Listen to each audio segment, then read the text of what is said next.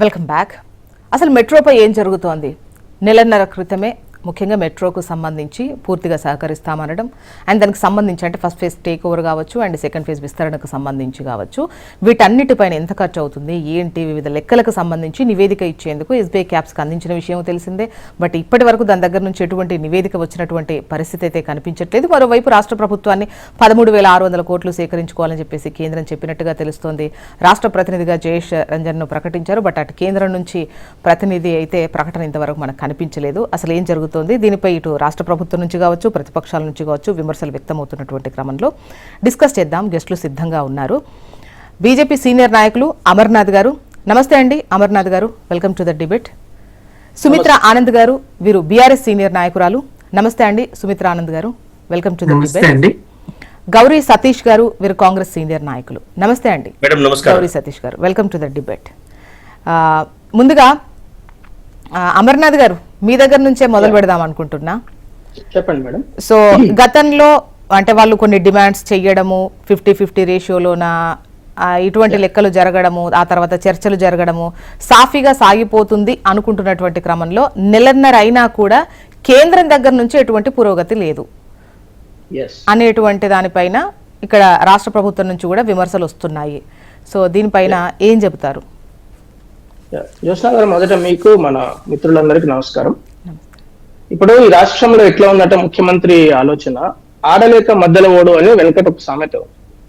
అంటే అతను చేయాల్సిన పనులు చేయకుండా ఫేజ్ 1 విషయంలో ఏదైతే పెండింగ్ టాస్క్లు ఉన్నాయో అది చేయకుండా, ఫేజ్ 2 విషయంలో ఏదైతే పెండింగ్ టాస్క్లు ఉన్నాయో అవి కూడా చేయకుండా, కేంద్ర పట్టణాభివృద్ధి శాఖ మంత్రి ఇచ్చిన ప్రశ్నలకు సమాధానం చెప్పకుండా బట్టగాల్చి కేంద్ర మంత్రి కిషన్ రెడ్డి గారి మీద వేస్తాం, బట్టగాల్చి కేంద్ర ప్రభుత్వం మీద వేస్తాం. ఇది అంటే ఈ ఒక్క విషయమే, మెట్రో ఒకటే కాదు, ప్రతి విషయంలో మూసీ ప్రక్షాళన దగ్గర నుంచి, మెట్రో దగ్గర నుంచి, యంగ్ ఇండియా స్కూల్ దగ్గర నుంచి, విద్యాశాఖ దగ్గర నుంచి, పట్టణాభివృద్ధి శాఖ దగ్గర నుంచి, కనీసం ఈ రాష్ట్రంలో సీవరేజ్ మురుగునీరును క్లీన్ చేసే ప్రాజెక్టు వరకు కూడా ప్రతి విషయంలో కూడా కేంద్ర ప్రభుత్వం పైనే ఆయన బట్టగాల్చి మీదేసే ప్రయత్నం చేస్తున్నారు. కానీ వారు చేయాల్సిన, ఇప్పుడు ఫీజు రీఎంబర్స్మెంట్ గురించి అడిగితే క్రిమినల్ వేస్ట్ ఆఫ్ తెలంగాణ అని మాట్లాడుతున్నాడు ఆయన.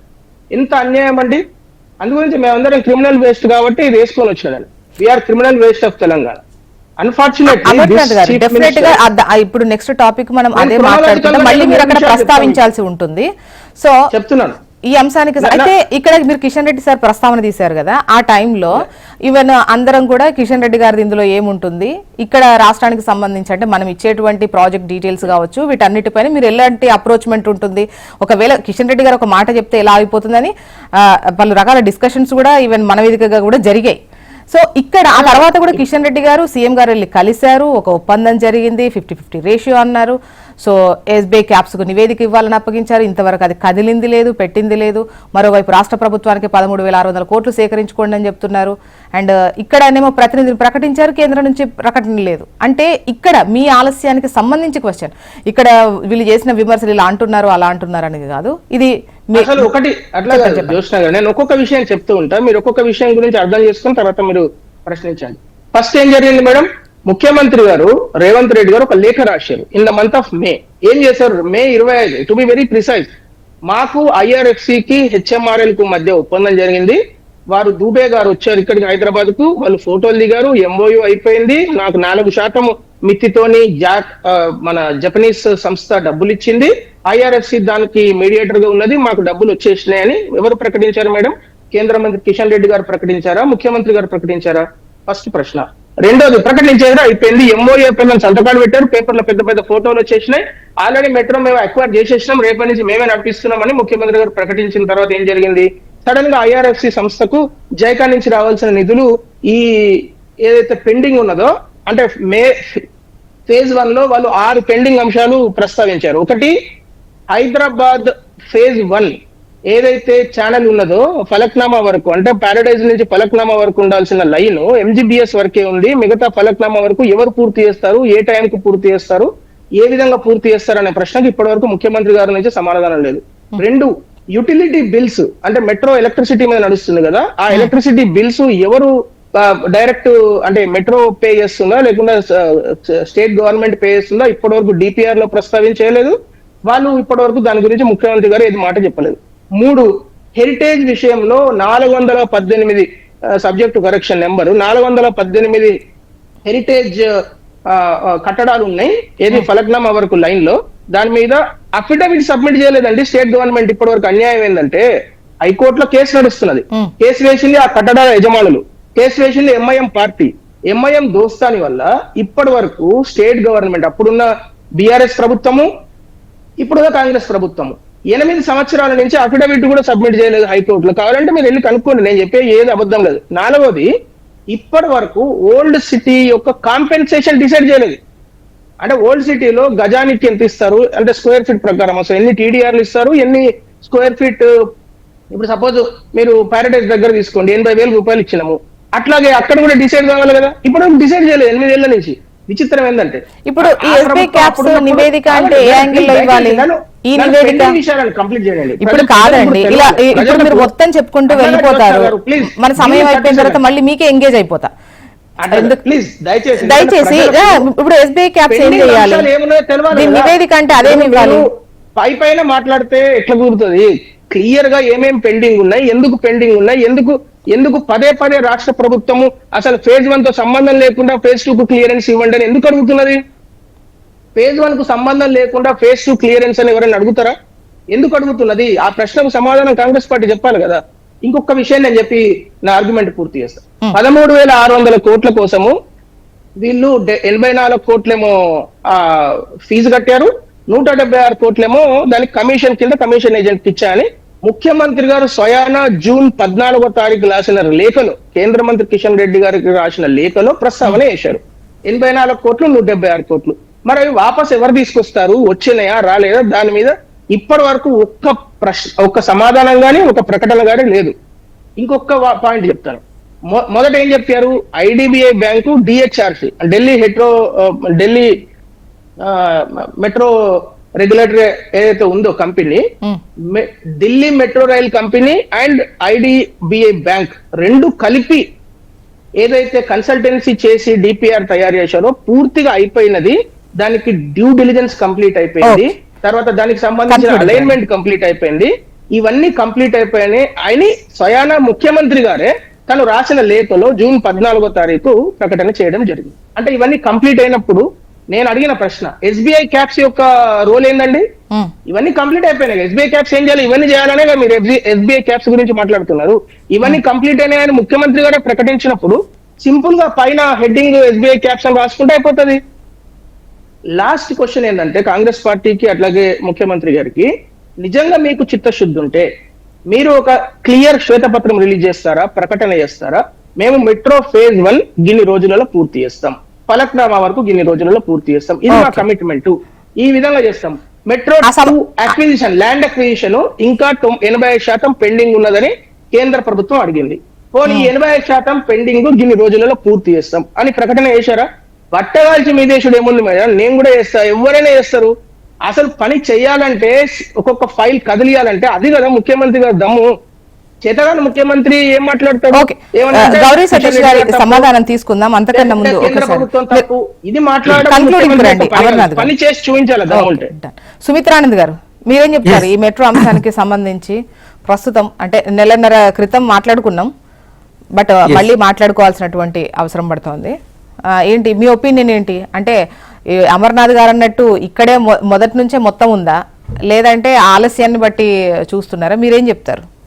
మీ ఒపీనియన్ ఏంటి? జ్యోత్స్న గారు నమస్తే అండి. మీకు చర్చలో పాల్గొంటున్నటువంటి అమర్నాథ్ గారికి, గౌరవ్ సతీష్ గారికి నమస్తే అండి.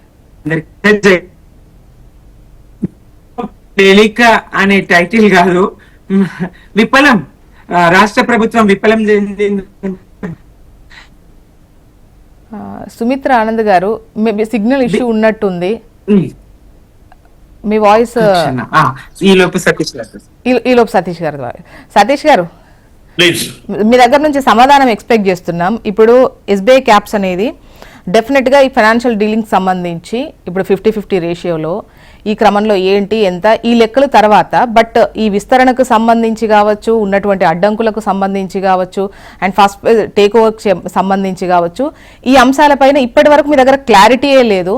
బట్ ఆల్రెడీ అంటే ఇంకా ఇవన్నీ జరిగిన తర్వాత వచ్చేటువంటి నివేదిక, ఆ తర్వాత ప్రతినిధుల బృందంకు సంబంధించి ఉన్నటువంటి లెక్కలను ఇప్పుడు ముందు పెట్టి అసలు పనిని ఆపారు మీరు.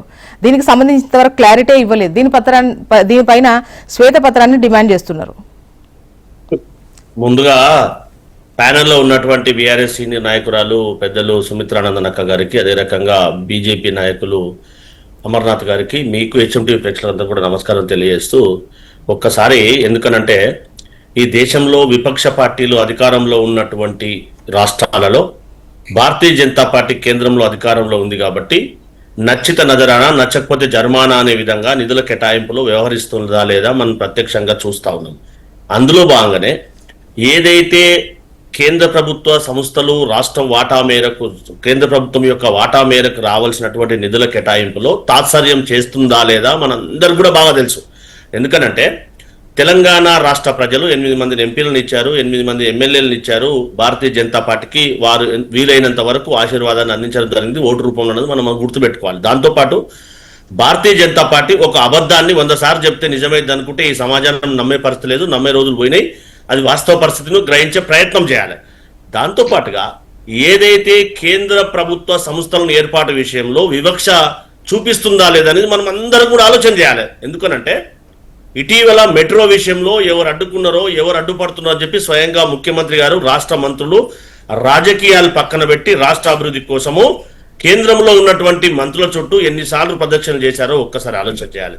కనీసం ప్రధానమంత్రి గారు కానీ, దాంతో పాటుగా రైల్వే శాఖ మంత్రి గారు కానీ సమయం అయినప్పుడు రాష్ట్రం నుంచి ప్రాతినిధ్యం వహిస్తున్నటువంటి ఎంపీలతో పాటుగా ఉన్నటువంటి కేంద్ర మంత్రులను బహిరంగంగా లేఖ రాసినటువంటి సందర్భాన్ని కూడా గుర్తు చేసుకోవాలి. దాని తర్వాత మాకు భేషజాలు లేవు, ఖచ్చితంగా రాష్ట్ర అభివృద్ధి మా ఉద్దేశం అనే ఉద్దేశంతో వారు టైం ఇస్తే పోతామని చెప్పి గౌరవ రైల్వే శాఖ మంత్రి గారితో అయినటువంటి సమావేశంలో ఒకసారి ఆలోచన చేయాలి. ఎందుకంటే ఒక ప్రభుత్వ సంస్థ డిపిఆర్ లేకుండా, ప్రొసీజర్ ప్రకారం వెళ్లకుండా నామినల్గా వెళ్ళి మాట్లాడే అవకాశం ఉంటుందా లేదా, అవగాహనటువంటి ఎవరికైనా అర్థమైంది అనేది ఒక్కసారి ఆలోచన చేయాలి.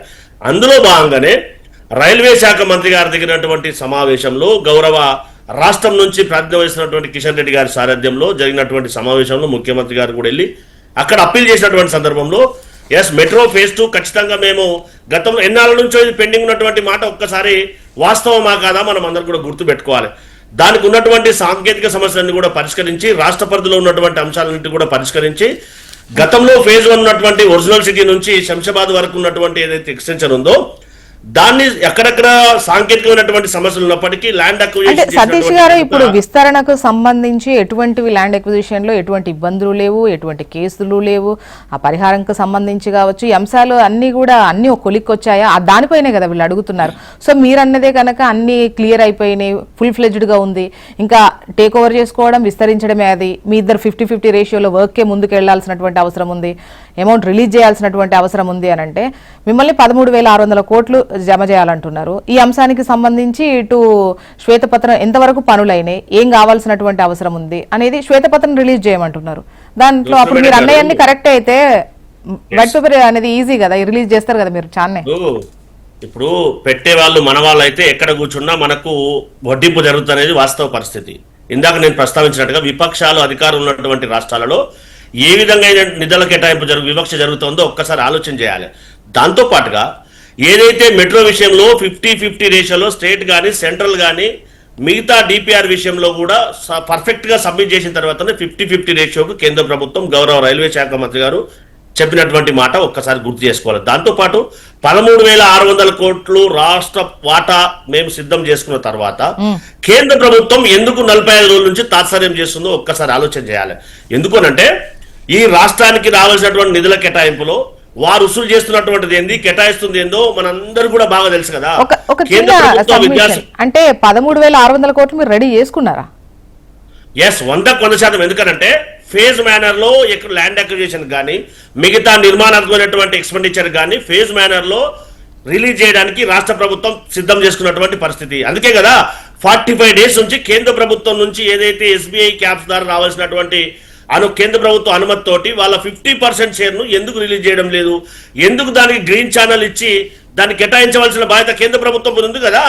వారు 50% వారు అందులో వాటా ఉన్నప్పుడు ఖచ్చితంగా కేటాయింపులు జరగాలి కదా. మనం 45 రోజుల తర్వాత గౌరవ రైల్వే శాఖ మంత్రిని కలిసిన తర్వాత ఎందుకు చర్చ వస్తుంది? కేంద్ర ప్రభుత్వం కనుక ఎలాంటి అడ్డంకులు లేకుండా, ఎలాంటి సాంకేతికమైనటువంటి సమస్యలు అడ్డంకులు పెట్టకుండా నిధులు కేటాయిస్తే చర్చనే రాదు కదా.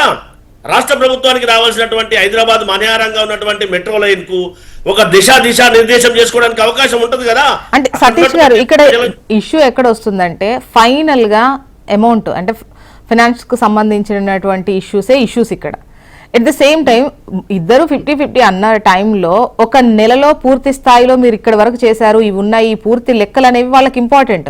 అంత ఈజీగా టేక్ ఓవర్ చేస్తాం, హ్యాండ్ ఓవర్ చేస్తాం అన్నట్టు కేంద్రం వ్యవహరిస్తుందా? సో దానికి సంబంధించి ఒక పూర్తి నివేదిక ఇవన్నీ కూడా అదంతా స్టడీ చేయకుండా ఒక 1 month లో, అంటే మొన్న డెసిషన్ జరిగింది, ఆ తర్వాత మీరు పూర్తి స్థాయిలో వివరాలను ఇవ్వాలి కదా. ఒక మీటింగ్ లోనే చదివేసి అవన్నీ ఓకే చేసేస్తారా?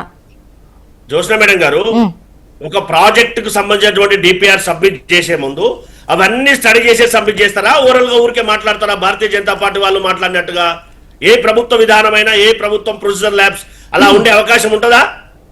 డిపిఆర్ సబ్మిట్ చేసే ముందు ల్యాండ్ అక్విజిషన్ కి ఎంత అవుతుంది, దీనికి ఎక్స్పెండిచర్ కాస్ట్ ఎంత అవుతుంది, దీనికి మెయింటెనెన్స్ ఏ విధంగా ఉంటుంది, ఏంటనేది డిపిఆర్ లో మెన్షన్ చేస్తారా లేదా ఒక్కసారి మనం వాస్తవాన్ని గ్రహించాలి. ఏదైనా ప్రాజెక్టు శాంక్షన్ చేసే ముందు డిపిఆర్ లేకుండా కేంద్ర ప్రభుత్వం కానీ రాష్ట్ర ప్రభుత్వం కానీ శాంక్షన్ ఇచ్చే అవకాశం ఉంటుందా? గతంలో చూసాం మనం, డిపిఆర్ లేకుండానే, మంత్రివర్గ ఉపసంఘం లేకుండానే, వాళ్ళ ఆమోదం లేకుండా ఇచ్చినటువంటి దాఖలాలు వేరు. కానీ ఉన్నటువంటి ప్రజెంట్ సిచ్యువేషన్ లో అవి చేసుకునే అవకాశం ఉంటుందా కూడా ఒక్కసారి ఆలోచన చేయాలి. మేము రాష్ట్ర ప్రభుత్వం నుంచి డిపిఆర్ సబ్మిట్ చేసిన తర్వాత 50-50 రేషియోలో కేంద్ర ప్రభుత్వం అంగీకరించిన తర్వాత నిధులు ఎందుకు కేటాయించట్లేదు? ఫేజ్ మేనర్ లో నిధులు కేటాయిస్తే ఎట్లాంటి అడ్డంకులు లేకుండా ఫేజ్ 2 అనేది మెట్రో నడిచే అవకాశం ఉంటుందా లేదా, పనులు ప్రారంభమయ్యే అవకాశం ఉంటుందా లేదా? అది జరగట్లేదు కాబట్టి ఇప్పుడు మీ మన చర్చ కదా. అది కేంద్ర ప్రభుత్వం చేయవలసినటువంటి పని చేయకుండా ఏదో ఇందాక మా మిత్రులు మాట్లాడుతున్నారు అమర్నాథ్ గారు, సరే మేము మాట్లాడుతున్నాం ఇంజనీరింగ్, వారు ముఖ్యమంత్రి గారు మాట్లాడినటువంటి మాట ఏంది, వీరు వక్రీకరిస్తున్నటువంటి భాష ఏంది, ఏదో fee reimbursement Bharatiya Janata party పాలిత రాష్ట్రాలు ఇస్తున్నట్టు, యువతకు 2 కోట్ల ఉద్యోగాలు ఇచ్చినట్టు మాట్లాడితే ఈ సమాజం యాక్సెప్ట్ చేస్తుందా అండి? ఏదంటే అది మాట్లాడొచ్చు. మేము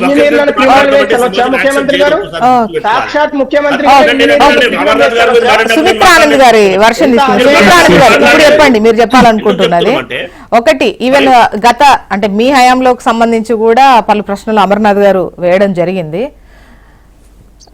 సో వాటన్నింటికి సమాధానం చెప్పండి. ఎస్ జ్యోత్స్న గారు, ఈ రాష్ట్ర రేవంత్ సర్కారు, రాష్ట్ర ప్రభుత్వ అసమర్థత, కేంద్ర మోదీ సర్కారు పక్షపాత వైఖరి రెండు మెట్రో విషయంలో స్పష్టంగా కనబడతాయండి. 4% వడ్డీకే రుణాన్ని తేగలుగుతున్నాము, తెస్తున్నాము, గతం కన్నా మేము చాలా మెరుగని డాంబికాలు పలికిన రేవంత్ రెడ్డి గారు ఇంతవరకు 13,600 కోట్లు ఎందుకు సేకరించుకోలేకపోయినరు? ఇంకోటి, కేంద్రంతో మెతక వైఖరి ఎందుకు? ప్రశ్నించి జవాబులు రాబట్టుకోవాల్సినటువంటి స్థానంలో ఉండి, అట్లాగే కొట్లాడి హక్కులు సాధించుకోవాల్సినటువంటి స్థానంలో ఉండి ఎందుకు బడేబాయ్ పట్ల, కేంద్ర మోదీ సర్కార్ పట్ల మెతక వైఖరితో రాష్ట్ర ప్రజల్ని ఇబ్బంది పెట్టాలి? ప్రజాపాలన వ్యవస్థలో మరి హైదరాబాద్ పెరిగినటువంటి జనాభాకు మెట్రో సదుపాయాలని మరింతగా విస్తరించాల్సినటువంటి సందర్భంలో మొదటికే మోక్షం లేని పరిస్థితి ఎందుకు తీసుకురావాలి? ఎందుకు స్వాధీనం చేసుకొని దానికి సంబంధించినటువంటి 13,600 కోట్లు ఇంతవరకు 4% వడ్డీతోనే మేము తీసుకురాగలుగుతున్నామని చెప్పినటువంటి రేవంత్ సర్కారు ఆ దిశలో ఇంతవరకు ఎందుకు సాధించలేకపోయింది? ప్రజలు గమనిస్తారు. ఇద్దరు కూడా ఆడలేక మధ్యలో ఓడు అన్నట్టు, ఇందాక అన్నట్టు ఆడలేక పాత గజలు అన్నట్టు రేవంత్ వ్యవహారం ఉంటది. అసమర్థత స్పష్టంగా కనబడతా ఉన్నది. ఇక్కడ టైటిల్, ఈ పత్రికలో టైటిల్ మెలిక కాదండి, మెట్రో మెలిక కాదు. మెట్రోలో వైఫల్యం, రాష్ట్ర ప్రభుత్వ వైఫల్యం, కేంద్ర ప్రభుత్వ నిర్లక్ష్యం రెండు ఇక్కడ ఉన్నాయి. రాష్ట్రానికి సంబంధించి ఇద్దరు కూడా కనీసం చేయాల్సిన స్థాయిలో రెండు జాతీయ పార్టీలు, కాంగ్రెస్ ప్రభుత్వమైనా అటు మోదీ ప్రభుత్వమైనా, రెండు ప్రభుత్వాలకు తెలంగాణ రాష్ట్రం పట్ల ఏమాత్రం చిత్తశుద్ధి, తెలంగాణ ప్రజల పట్ల ఏమాత్రం అభిమానం గాని ఇది గాని లేదండి. వాళ్ళు నిజంగా 8 వాళ్లకు 8 వీళ్ళకి ఇస్తే రాష్ట్రానికి ఒరిగిందేంది, జరిగిందేంది? ప్రజలు చూడారా? 2 జాతీయ పార్టీల వైఖరి అదే ఉన్నది. తెలంగాణ పట్ల వీళ్ళ ఏదైతే వ్యతిరేకత ఉన్నదో, ఏదైతే తెలంగాణకు మేలు చేయని తీరు ఉన్నదో ఇది గమనిస్తూనే ఉన్నారు. ఒక్క మెట్రో విషయంలోనే కాదు, అన్ని రంగాల్లో కూడా మెట్రోకు సంబంధించి నష్టాలు వస్తున్నాయి, మీరు నడపలేము, నిర్వహణ మాకు కష్టమవుతుంది, మెయింటెనెన్స్ అంత ఇబ్బంది అవుతుందని వాళ్ళు తప్పుకున్నారు కాబట్టి రాష్ట్ర ప్రభుత్వం హ్యాండ్ ఓవర్ చేసుకుంది అని చెప్పేసి కాంగ్రెస్ చెబుతోంది. ఒకవైపు రాష్ట్ర ప్రభుత్వానికి సంబంధించి కావచ్చు అండ్ మిగతా కొన్ని రాష్ట్రాల్లో చూస్తే ఈ మెట్రోకి సంబంధించి కేంద్రం రాష్ట్రం 50-50 రేషియోలో చాలా చోట్లనే ఉన్నాయి. సో ఇక్కడ కూడా ఆ డిమాండ్ రాష్ట్ర ప్రభుత్వం నుంచి వచ్చింది, అక్కడ కేంద్రం నుంచి యాక్సెప్టెన్సీ జరిగింది. సో అక్కడ వాళ్ళు ఇవ్వడానికి రెడీగానే ఉన్నారని చెప్తున్నారు. సో ఉన్నటువంటి ఇప్పుడు వెంటనే ప్రభుత్వం దగ్గర నుండి ఈ పని కాదండి, ఏ పనైనా రాష్ట్ర ప్రభుత్వం అయినా కేంద్ర ప్రభుత్వం అయినా ఒక పని అన్న తడువుగానే ఏ ప్రాజెక్ట్ అన్న జరుగుతుందా? అంత అంటే నెలన్నరకే అది ఆలస్యంగా నిర్లక్ష్యంగా మనం భావించవచ్చా? ఇంకా ఆ ప్రాజెక్ట్ డీటెయిల్స్ అన్ని కూడా వాళ్ళు అవగతం చేసుకోవాల్సినటువంటి అవసరం లేదా? ఇక్కడ వీళ్ళకు కూడా అంటే అంత తొందరగా వాళ్ళని ఇద్దరిని ఒత్తిడి చేయడం కరెక్టేనా? అంటే ఒకటి రాష్ట్ర ప్రభుత్వానికి సంబంధించి కొన్ని పనులు చేయాల్సినవి ఉన్నాయి, వాటికి సంబంధించిన డీటెయిల్స్ వాళ్ళు అడుగుతారు. ఎట్ ద సేమ్ టైం కేంద్రం నుంచి రావాల్సినవి అంటే ఎటువంటి హామీ లేదంటే ఎటువంటి భరోసా ఎక్స్పెక్ట్ చేస్తున్నారో వీళ్ళు అడుగుతారు. సో ఈ నెలన్నర ఈ గ్యాప్ను పూర్తి స్థాయిలో వీళ్ళు ఇద్దరు వైఫల్యం అని చెప్పొచ్చా? అంటే అప్పటికే పరిగణిద్దామా? ఎస్, పరిగణించాల్సిందేనండి, తప్పకుండా పరిగణించాల్సిందే. ప్రజా రవాణా వ్యవస్థకు వీళ్ళు బాధ్యత వహించాలి కదా, దానికి పటిష్టమైనటువంటి ఏర్పాట్లు చేయాలి. యాడేసిన గొంగడు ఎక్కడేసిన గొంగడు అక్కడే అన్నట్టు ఏళ్ళు గడిచిన అదే పరిస్థితి ఉంటదండి. నెలన్నరనే కాదు, 2.5 సంవత్సరాలు గడిచిపోయింది. 3వ సంవత్సరంలో కాంగ్రెస్ ప్రభుత్వం ఉన్నది, మోదీ సర్కార్ కూడా మరి అక్కడ మళ్ళీ 3వసారి అధికారంలోకి వచ్చింది. గతంలో మేము ఏ స్థాయిలో ఆగిపోయిన మెట్రో పనులను ఏ స్థాయిలో పూర్తి చేయగలిగినాం, అంతకుముందు జస్ట్ 28% ఏదో పూర్తయినవి, ఆ స్థాయికి మేము చేర్చగలిగినాం. బీఆర్ఎస్ గా సౌకర్యాన్ని అందించగలిగినాం. 2 పార్టీలు కూడా చిత్తశుద్ధితో పనిచేయకుండా పూటకో మాట. రేవంత్ సర్కార్ అయితే ఎన్ని అబద్ధమే ఆశ్చర్యపోయే విధంగా రేవంత్ సర్కార్ వ్యవహరిస్తున్న తీరు చూస్తా ఉంటే నిజంగా ప్రజలు బుద్ధి చెప్పే రోజులు, సరే సమయం ఉండొచ్చు ఎన్నికలకు, దానికి గానీ అర్థం చేసుకుంటారు ప్రజలు వీళ్ళ వైఫల్యాన్ని, 2 ప్రభుత్వాల వైఫల్యాలను, నిర్లక్ష్య ధోరణిని తప్పకుండా తెలంగాణ ప్రజలు అర్థం చేసుకుంటారు. ఓకే, అమర్నాథ్ గారు మీరు హ్యాండ్ రేజ్ చేశారు ఒక సబ్మిషన్ కోసం, అంటే అది గుర్తుందా, చెప్తారా లేదంటే నెక్స్ట్ టాపిక్? చెప్తాను మేడం. ఇప్పుడు 2 పాయింట్లు చాలా క్లియర్ గా అర్థం చేసుకోవాలి. బీఆర్ఎస్ పార్టీ 2022వ సంవత్సరంలో 30 సెకండ్స్ సరిపోతుంది, మీరు ఇంటరప్ట్ చేయకండి దయచేసి. బీఆర్ఎస్ పార్టీ 2022లో వయబిలిటీ గ్యాప్ ఫండింగ్ కింద ఎల్ఎన్టీకి 3,000 కోట్లు ఇస్తామని ఒక జీవో రిలీజ్ చేసింది. అప్పుడు చాలా హ్యాపీగా కేటీఆర్ గారు పెద్ద పోడింగ్ కూడా వేయించుకున్నారు. ఇప్పటి వరకు ఏమైంది? అది కాకెత్తుకుపోయినాయి పైసలు. ఎందుకు ఎల్ఎన్టీ వాళ్ళు పదే మాకు నష్టాలు వస్తున్నాయని చెప్తున్నారు? రెండో ప్రశ్న కాంగ్రెస్ మిత్రునికి, సార్ మీరు అంటున్నారు కదా వేరే రాష్ట్రాలలో బీజేపీ పాలిత రాష్ట్రాలు కాని వాటికి సవత్తల్లి ప్రేమ చూపిస్తుందని. కేరళ బీజేపీ రాష్ట్ర ప్రభుత్వం అండి, అక్కడ కొచ్చి మెట్రో పర్ఫెక్ట్ గా నడుస్తలేదా? చెన్నై మెట్రో బీజేపీ పాలిత ప్రాంతమా? మొన్నటి వరకు కోల్కతా మెట్రో బీజేపీ పాలిత ప్రాంతమా? ఏం మాట్లాడుతున్నాం మనము? ఏది పడితే అది మాట్లాడితే ప్రజలు నమ్ముతారా? ఈ 3 రాష్ట్రాలలో మెట్రో పనులు ఎట్లా జరుగుతున్నా మీకు కావాలంటే ఫోటోలు పంపిస్తాం, మీకు తెలియకుంటే ఎంత ఫాస్ట్ గా జరుగుతున్నాయి మెట్రో పనులు. అసలు ఎక్కడైనా ఏ ప్రభుత్వం అయినా ఇప్పటి వరకు వచ్చి కంప్లైంట్ చేసిందా ఎన్ఓసి ఇవ్వట్లేదని? ఇక్కడ మనం మాట్లాడితే జ్యోత్స్న గారు అబద్ధాలు చెప్పినా అతికినట్టు ఉండాలంటే చెప్తారు పెద్దలు. అసలు అబద్ధాల మీద అబద్ధాలు. కాంగ్రెస్ పార్టీ ఆ రోడ్ నెంబర్ 45 ఫ్యాక్టరీ పెట్టినా ఇన్ని అబద్ధాల ఫ్యాక్టరీ. ఎన్ని అబద్ధాలు మాట్లాడతారు మేడం? ఇప్పుడు ఈ రాష్ట్ర ప్రభుత్వం చేయాల్సిన 6 పనులు ఒక్క పని కూడా చేయకుండా, ఇప్పుడు ఇంకొక జస్ట్ 5 సెకండ్స్ సుమిత్రానంద్ గారికి నా ప్రశ్న ఏంటంటే, ప్రశ్న కాదు ఒక స్టేట్మెంట్ అనుకోండి, ఎందుకంటే వాళ్ళు ఆన్సర్ చేయలేరు. ఎందుకంటే జేబీఎస్ నుంచి ఫలక్నామా వరకు వెళ్లాల్సిన మెట్రో ఎన్జీబీఎస్ దగ్గర ఆగిపోయిన తర్వాత 6 సంవత్సరాలు వాళ్ళ గవర్నమెంటే ఉండే. 2017లో కదా మెట్రో ఇనాగ్రేట్ అయింది, 2023 వరకు వాళ్ళే ఉండే. 6 సంవత్సరాలు 1 ఇంచు కూడా మెట్రో పనులు ఎందుకు కదలలేదు అక్కడ? మరి దానికి కూడా మరి అప్పుడున్న కేసీఆర్ సర్కార్ సమాధానం చెప్పాలి కదా ఈ రాష్ట్రానికి, ఈ రాష్ట్ర ప్రజలకు. ఓకే, చూద్దామండి ఈ అంశానికి సంబంధించి మళ్ళీ రాష్ట్ర ప్రభుత్వం అంటే సీఎం గారు మళ్ళీ కలిసేటువంటి అవకాశాలు ఉన్నాయి, మళ్ళీ చర్చించి దీన్ని కాస్త ఫాస్ట్గా ముందుకు త్వరితగతిన ముందుకు తీసుకెళ్లాల్సినటువంటి అవసరం ఉంది అని చెప్పే ప్రయత్నాలు కూడా జరగబోతున్నాయి. మళ్ళీ మీటింగ్ ఏర్పాటు చేసేటువంటి అవకాశాలు ఉన్నాయంటున్నారు. చూద్దాము. అండ్ నెక్స్ట్ మీరు ముందుగా ఏదైతే ప్రస్తావించారో తర్వాత డిస్కస్ చేద్దామని నేను చెప్పాను. క్రిమినల్ వేస్ట్ అన్నటువంటి సీఎం గారి నోటి వెంట ఈ మాట రావడం పట్ల ప్రతిపక్షాలు అయితే బగ్గుమంటున్న పరిస్థితి. ఇంజనీర్లకు క్షమాపణ చెప్పి తీరాలంటున్నారు. అటు నిన్న కేటీఆర్ బహిరంగ లేఖ కూడా రాసినట్టున్నారు రాహుల్ గాంధీకి. ముఖ్యంగా ఈ అంశానికి సంబంధించి మీరే స్పందించాలి మన సతీష్ గారు. ప్లీజ్. ఎందుకలా ఏమంటామంటే ఇందాక అమర్నాథ్ గారు మాట్లాడుతూ కేంద్రం ప్రవేశపెట్టినటువంటి బడ్జెట్ లో తెలంగాణ రాష్ట్రానికి అన్యాయం జరిగిందా లేదా ఒక్కసారి ఆత్మపరిశీలన చేసుకోవాలి.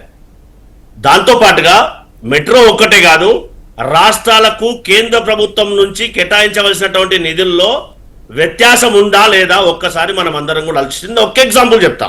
వారు మాట్లాడుతున్నారు కదా, మేము 45 రోడ్లో అబద్ధాల సెంటర్ పెట్టినాం, అందుకే ఈ దేశంలో ఒక అబద్ధాన్ని 100 సార్లు చెప్తే నిజమైందని ఈ గ్లోబల్ ప్రచారం చేస్తుంది ఎవరో, వాట్సాప్ యూనివర్సిటీల వీసీలు ఎవరో కూడా ఈ సమాజానికి అంతా కూడా బాగా తెలుసు. ఇటీవల ఆంధ్రప్రదేశ్ రాష్ట్రానికి కేటాయించినటువంటి నిధులన్నీ, తెలంగాణ రాష్ట్రానికి కేటాయించినటువంటి నిధులు ఎవరో ఒక్కసారి ఆత్మ పరిశీలన చేసుకోవాలి. ఎందుకంటే తెలియదు అని మాట్లాడే ముందు ఒక్కసారి ఆలోచన చేసి మాట్లాడితే మంచిదని అప్పీల్ చేస్తా ఉన్నాను. దాంతో పాటుగా మీరు అడిగినట్టు జోన్సబైన గారు, సాంకేతిక విద్య తెలంగాణ రాష్ట్రంలో లేదా దేశవ్యాప్తంగా ఏదైతే మార్కెట్కి అనుగుణంగా విద్యార్థులు తయారు కావట్లేదు, మార్కెట్కి అనుగుణంగా వాళ్ళు తయారు కాకపోవడం వల్ల వాళ్ళు ఉద్యోగాలను పొందలేకపోతున్నారు, ఇది సాంకేతిక విద్యలో ఉన్నటువంటి లోపము అని చెప్పి గౌరవ ముఖ్యమంత్రి గారు మాట్లాడితే దాన్ని వక్రీకరించి టీచర్లను ఈ వక్రీకరణ అనేది క్రిమినల్ వేస్ట్ అన్నటువంటి పదంతోని మనం అంటే వాళ్ళు తీసుకొచ్చిన పదమా లేదంటే సీఎం సరే మాట్లాడారా? దేశంలో ఇంజనీర్ల గురించి ఇంత అసహ్యంగా అధ్వాన్నంగా అమర్నాథ్ గారు మీ వాయిస్ తీసుకుంటా, ఖచ్చితంగా మీ వాయిస్ తీసుకుంటా. అమర్నాథ్ గారు చెప్పాను నేను, మళ్ళీ చెప్పడం అంటే మంచి పద్ధతి కాదని నేను భావిస్తున్నా. వారు ఏది మాట్లాడి నేను విన్నా, మీరు వాళ్ళు వినడానికి సిద్ధంగా లేకపోతే మీ ఇష్టం. I cannot do anything. మేమేది మాట్లాడితే అది కరెక్టు, ఎదుటి వాళ్ళు వినాలంటే అంతకంటే సంస్కారహీనం ఏమైనా ఉంటుందా కూడా మీరు కూడా చెప్పాలి ఒకసారి దయచేసి. నేను చెప్తా ఉన్నా మీరు అడిగిన దానికి. సాంకేతిక విద్య ఈ దేశంలో కానీ ఈ రాష్ట్రంలో కానీ ల్యాబ్స్ ఉన్నాయా లేవా, పిల్లలకు ఏదైతే మార్కెట్కి అనుగుణంగా వారికి సాంకేతికమైనటువంటి విద్య పట్ల వాళ్ళు నేర్చుకోన్నటువంటి లెర్నింగ్ స్కిల్స్ వాళ్ళు ల్యాక్ ఉన్నాయి కాబట్టి దాన్ని సెట్ చేయవలసినటువంటి అవసరం ఉందని చెప్పి గౌరవ ముఖ్యమంత్రి గారు మాట్లాడారు.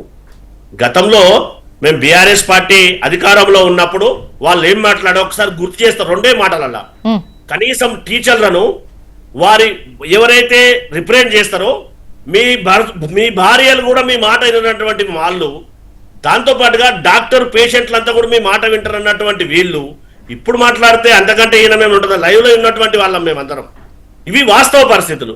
దాంతో పాటు భారతీయ జనతా పార్టీ సతీష్ గారు ఇప్పుడు నైపుణ్య విద్య అనేది ఇంపార్టెంట్, ఆ దిశగా స్కిల్స్ డెవలప్ చేయడం స్టూడెంట్స్లో ఇంపార్టెంట్, ఆ దిశగా మన విద్యా విధానం మార్పు ఇంపార్టెంట్, ఇవి ఎవ్వరూ కాదనట్లేదు. కానీ ఇంజనీర్స్ క్రిమినల్ వేస్ట్ అనేటువంటి సీఎం గారి నోటి వెంట ఈ మాట వినడం, క్షమాపణ వాళ్ళు అడుగుతున్నారు. దీనికి అడుగుతున్నాం. ఇప్పుడు మీరు స్కిల్ యూనివర్సిటీలు పెడతామంటే ఏమన్నా అన్నారా? లేదంటే అది ఎప్పుడు పెడతారు, ఎలా, నిధులకు ఏంటి, వీటికి సంబంధించి ఎంతవరకు వచ్చిందన్న విమర్శలు చూస్తాం. కానీ వద్దు, కుదరదు, అది పెట్టొద్దు అనేది విపక్షాల నుంచి ఎప్పుడు వచ్చినటువంటి మాట కాదు. ఇప్పుడు మీరు అన్నది 100% నైపుణ్యాభివృద్ధి అనేది ఇంపార్టెంట్, దానికి స్కిల్స్ డెవలప్ చేయడం ఇంపార్టెంట్, స్టూడెంట్స్కి ఆ రకమైనటువంటి విద్యా వ్యవస్థలో మార్పులు రావడం ఇంపార్టెంట్. మీరు మంచి ఇనిషియేషన్ తీసుకున్నారని మేము కూడా ప్రశంసిస్తున్నాం. ఇవన్నీ పక్కన పెడితే ఇక్కడ ఇంజనీర్స్ క్రిమినల్ వేస్ట్ అంటే ఏంటి అర్థం? పోనీ అర్థం అన్న మాకు చెప్పండి. దాన్ని బట్టి అంటే అంటే తప్పుగా అర్థం చేసుకున్నామా, అది సందర్భోచితంగా అది ఉంటుందా, మాకే తప్పుగా అర్థమైందా, వీళ్ళేమన్నా ఈ క్షమాపణ అడగడం తప్పేనా చూద్దాం. మరి జోష్నా మేడం గారు చెప్పండి సార్. ఇంజనీరింగ్ వ్యవస్థలో ఉన్నటువంటి లోపాలు క్రిమినల్ బేస్డ్ గా ఉన్నాయి అని చెప్పినటువంటి మాట గౌరవ ముఖ్యమంత్రి గారు. అది విద్యార్థులను ఉద్దేశించో లేకపోతే టీచర్లను ఉద్దేశించో మాట్లాడినటువంటి మాట కాదు అని మనం అందరం కూడా వాస్తవాన్ని గ్రహించాలి. మీరు ఇందాక అన్నట్టుగా నైపుణ్యాభివృద్ధి జరిగితేనే, నేను ఇందాక చెప్పినట్టు 2 సార్లు ఈ మార్కెట్కి ఏ విధమైనటువంటి ప్రోడక్ట్ అవసరం, అలాంటి ట్రైనింగ్ జరగట్లేదు. దీన్ని చేయడానికి మనం అందరం కూడా క్రిమినల్ బేస్డ్ కాకుండా దీన్ని ఆలోచన చేయాలి, వాళ్ళు ఆ విధంగా డైవర్ట్ అయ్యే అవకాశం ఉంది అని చెప్పి ప్రొసీజర్ ల్యాబ్స్ మాత్రమే గౌరవ ముఖ్యమంత్రి గారు ప్రస్తావించారని దయచేసి మనం ఆలోచన చేయాలి. ఎస్, నైపుణ్యం అవసరం లేదా? ఆ విధంగా ఆ దిశగా మనం అందరం ఆలోచన చేయాలని గౌరవ ముఖ్యమంత్రి గారు మాట్లాడ తప్పితే ఎవరిని కూడా అటు విద్యార్థులు కానీ టీచర్లను కానీ ఎవరిని కానీ కించపరచడం ముఖ్యమంత్రి గారి యొక్క ఉద్దేశం కాదు అనేది దయచేసి మనం అందరం కూడా ఆలోచన చేయాలి.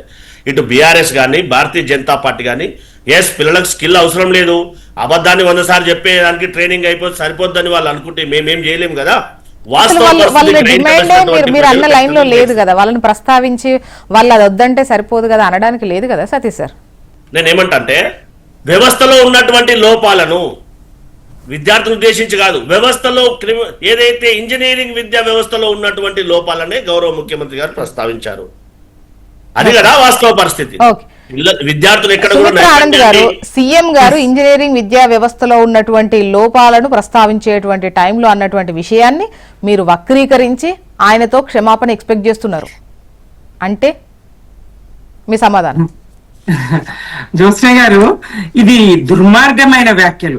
ముఖ్యమంత్రి గారు పదే పదే ఇట్లాంటి తీవ్రమైనటువంటి వ్యాఖ్యలు చేస్తూ ప్రజలు ప్రశ్నించకుండా ఉంటారు, దీనిపైనే చర్చ జరుగుతుంది, అటెన్షన్ డైవర్ట్ చేస్తా అనుకుంటే పొరపాటు.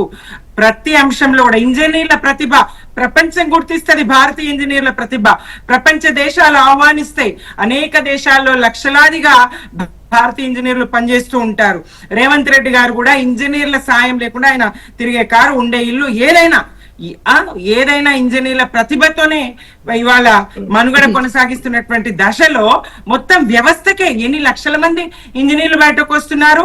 క్రిమినల్ వేస్ట్ అని చెప్పడం అంటే అటు దేశ భవిష్యత్తు తరగతి గదిలో నిర్మాణం జరుగుతుందని చెప్పినప్పుడు ఆ జాతి నిర్మాతలైనటువంటి టీచర్లను అవమానించడమే, అలాగే ఇటు ఇంజనీర్లను కూడా అవమానించడమే. కొద్దిగా నాణ్యత ప్రమాణాలు పెంచండి అని అన్ని రంగాల్లో ఏదైనా చిన్న చితకా లోపాలు రాజకీయాల్లో లేవా అండి? ఓటుకు నోటు దొంగ ఇవాళ ముఖ్యమంత్రి కాలేదా? రాజకీయాల్లో లేవా? కాంగ్రెస్ ప్రభుత్వము, రాహుల్ గాంధీ గారు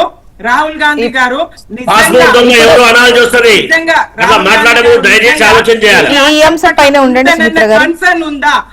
మా పాలిత రాష్ట్రం ఇది, మా పార్టీ పాలిస్తున్నటువంటి రాష్ట్రం ఇదని ఒక్కసారన్నా రేవంత్ గారికి హెచ్చరించే ప్రయత్నం చేసిండ్రా? నాడు నాకు హైడ్రా ఆదర్శం అంటాడు, నేను ఇంకా ఎవరు హిట్లర్ నాకు ఆదర్శం అని చెప్తాడు, నేడేమో ఇంజనీరింగ్ స్టూడెంట్లను క్రిమినల్ వేస్ట్ అంటాడు. ఈ ప్రభుత్వం, ఈ కాంగ్రెస్ ప్రభుత్వం, రేవంత్ సర్కార్, రాహుల్ కాంగ్రెస్ అధ్యక్షతను ఉన్నటువంటి రెండు కూడా క్రిమినల్ వేస్ట్ అండి దేశానికి చెప్పాలంటే. యువత పక్షాన వీళ్ళు ఎక్కడున్నారు? దేశ ప్రజల పక్షాన వీళ్ళు ఎక్కడున్నారు? బాధ్యతాయుతమైనటువంటి ప్రతిపక్ష పాత్ర వీళ్ళు ఎక్కడ పోషిస్తా ఉన్నారు?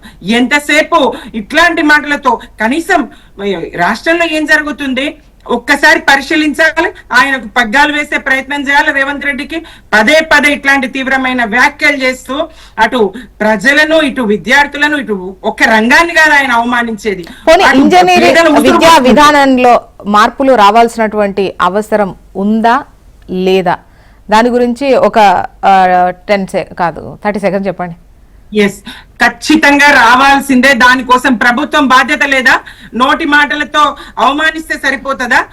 ప్రభుత్వం బాధ్యత తీసుకోవాలి. ఎందుకు స్కూల్ పిల్లల నుంచి కాలేజ్ పిల్లల వరకు ఇంతవరకు రియంబర్స్మెంట్ ఇవ్వరు? ఎందుకు?